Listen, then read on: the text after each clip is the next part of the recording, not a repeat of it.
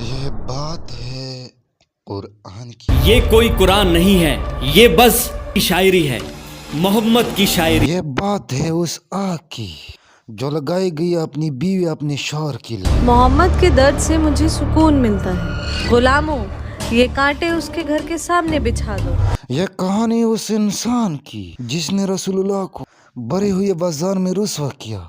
مکہ والو، اس کی بات مت سننا، یہ میرا بھتیجا محمد ہے اور یہ دیوانہ ہے، دیوانہ۔ وہ دیکھو پاگل آدمی۔ یہ بات ہے سورۃ لہب کی۔ تبت یدا ابی لہب وتب۔ اکثر مسلم فیملی بچوں کو قرآن کی رٹا لگا دیا جاتا ہے، مطلب پتہ ہونا ہو، چاروں کل سورۃ لہب یاد ہونی چاہیے۔ تبت یدا ابی لہب وتب۔ شاید آج قرآن ہمارے گھروں میں تو ہے لیکن دلوں میں نہیں۔ کیا ہے سورۃ لہب؟ سنا ابو منال، اللہ نے ابو لہب کا نام لے کر سورہ نازل کی ہے۔ خدا کی پناہ ہے۔ کون تھی ام جمیل جس کا ذکر اللہ نے اس صورت میں کیا ہے؟ بیہا باجی، سنا آپ نے؟ کون سی بات؟ ام جمیل کا ہار اس کے گلے کی رسی بنے گا آخرت میں۔ آخر کیا کر دیا اس میاں بیوی نے؟ یعنی قرآن میں اللہ نے ابو لہب کا نام لے کر یعنی کریٹیسائز کیا۔ اس کا اللہ ہمیں آگ کا عذاب دے گا۔ کہتا ہے میں لکڑیاں اٹھاؤں گی اپنے سر پر۔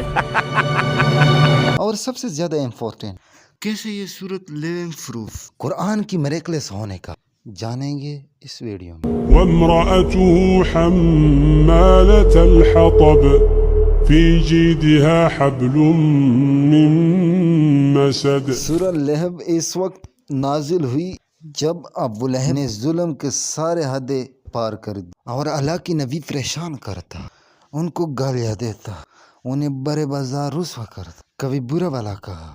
میرے بھتیجے نے باپ دادا کا مذہب چھوڑ دیا ہے، کہتا ہے اس ایک خدا کو مانو۔ اس سے گھٹیا بات میں نے آج تک نہیں سنی۔ تعجب ہے۔ مگر اس سب کی شروعات اس صبح ہوئی۔ سورج کی کرن مکہ کی زمین کو چوم رہی تھی، اونٹ میدانوں میں دوڑ رہے، کوئی شیشے میں اپنے آپ کو دیکھ رہا تھا، کوئی ناشتہ کر رہا تھا، کوئی بستر میں بس لیٹے تھے۔ یہاں ہاتھ کھینچے جا رہے ہیں اور انہیں دن بھر بستر توڑنا ہے، اور کام ہی کیا ہے؟ اے جی، اب سوتے ہی رہو گے کیا؟ مگر کوئی تھا کہ صفا کے پہاڑ پر چڑھ رہا تھا۔ وہ پہاڑ پر کون ہے؟ محمد۔ یہ وہ پہاڑ تھا جس پر چڑھ کر مکہ والے ایک دوسرے کو اکٹھا کرتے، کوئی خاص بات بتاتے۔ صفا کے پہاڑ پر چڑھ کر اللہ کے نبی نے ایک گہرا سانس لے لی اور پھر زور سے پکارا، یا صباحا۔ حملہ۔ یہ اذان نہیں تھی، نہیں کسی سوداگر کی آواز، یہ خطری کی آواز تھی۔ اس کا مطلب تھا، اے لوگو اٹھو، میری بات سنو، تم پر ایک خطرہ آن پڑا ہے۔ لگتا ہے کوئی مصیبت آئی ہے۔ لوگ اپنے گھروں سے، اپنی دکانوں سے، اپنی باتوں سے نکل پڑے۔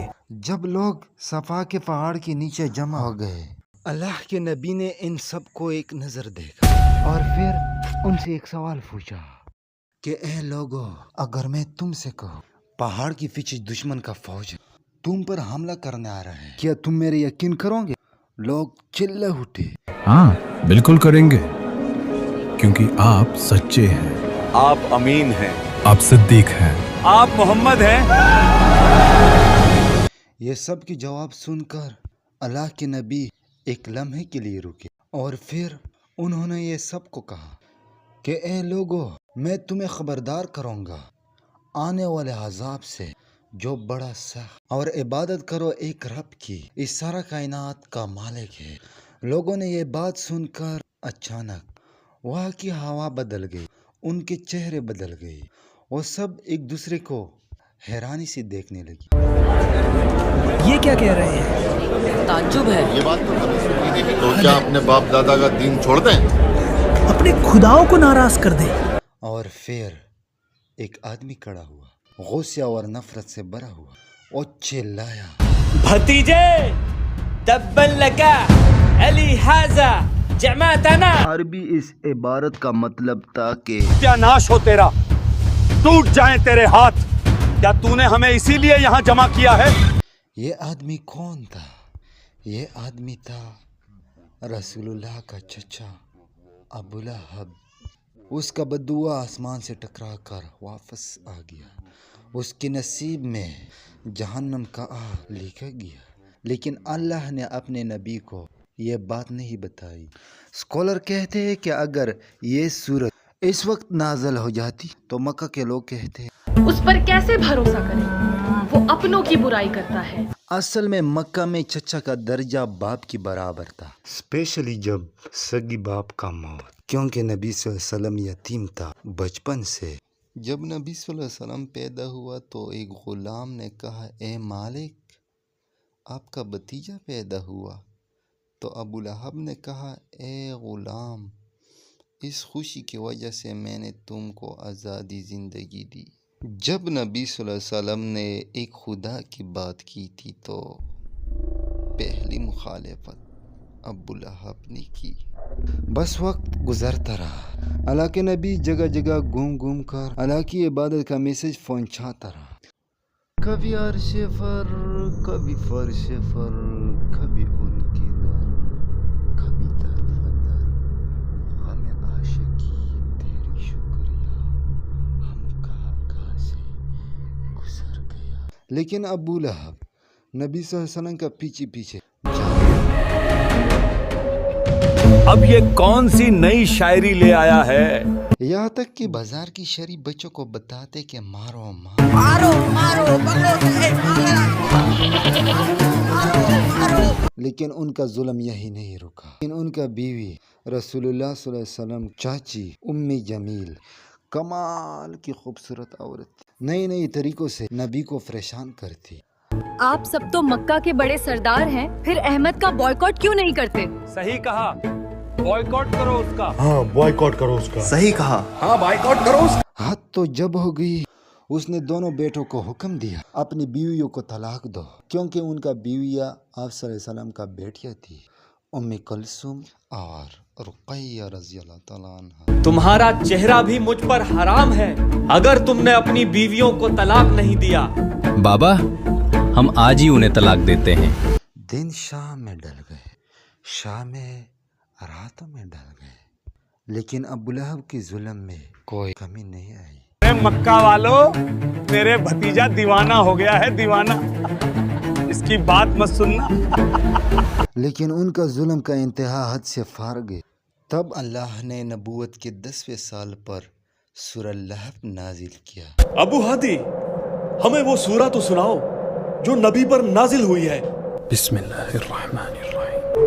تبت يدا أبي لهب وتب ما أغنى عنه ماله وما كسب سيصلى نارا ذات لهب وامرأته حمالة الحطب في جيدها حبل من مسد। टूट गए दोनों हाथों अबू लहब की और ओ बर्बाद हो गया। इस आयत में दो बातें नोट करने वाले हैं। पहली बात कि टूट गई अबू लहब के दोनों हाथों, यानी ऐसा नहीं कि टूटेंगे, यानी माजी में बात हुई, 100% टूट हो चुके हैं अबू लहब दोनों हाथ। तो अबू लहब फिर भी बाज ना आया। जब ये सूरत नाजिल हुई तो अबू लहब लोगों को कहते कि वो कहता है मेरे हाथ टूट गए। कहाँ टूटे मेरे हाथ? सही सलामत तो हैं। लेकिन जंग बदर के बाद ये सब हुआ, ये सच्ची साबित हुई। और दूसरा नोट करने वाली बात कि हाथों की क्यों बात हुई, दिल की क्यों नहीं, सर की क्यों नहीं, आंखों की क्यों नहीं, लेकिन हाथों की क्यों? मैं कहता हूँ कि इसके लिए एक सीन देखो।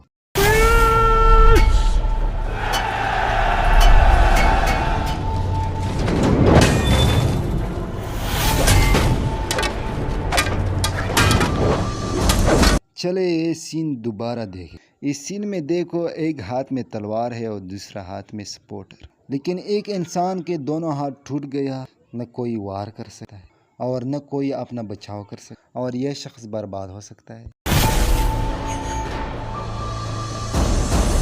इसी तरह अबू लहब के ख़ानदान, ताकत, औलाद और अबू लहब खुद बर्बाद हो गया। और जब वो मरा, इतनी बुरी मरा कि कोई छूने वाला नहीं, कोई दफनाने वाला नहीं था। बदबू से लोग परेशान होते रहे थे, यहाँ तक कि आपनों ने छोड़ने से और दफनाने से इनकार कर दिया और फेंक दिया। और आप दूसरे आयत, मा अना अन्हु मालुहु वमा कसब, न उसका माल उसके काम पर आया और न उसके औलाद उसके काम पर आया।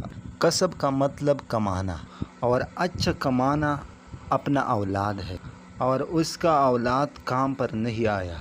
और तीसरा आयत, सयस्ला नारन ज़ात लहब, अबू लहब जहन्नम के आग में जलाया जाएगा। वम्रअतुहु हम्मलतल हतब, और उसका बीवी अपने सर पर ईंधन उठाएगी। उसका काम यह है कि जहन्नम को लकड़ियाँ डालते हैं और लकड़ियों के साथ ईंधन तेज़ होता है, इसलिए दुनिया में अपनी शौहर का इरादे तेज़ करते हैं। आप फिक्र ना करें, अब जो मैं कहती हूँ वो करते जाएं बस। तो लकड़ियों से आग तेज़ होता है। 5वें नंबर आयत, फी जीदिहा हब्लुम मिन मसद, इसके गले में मूंछ की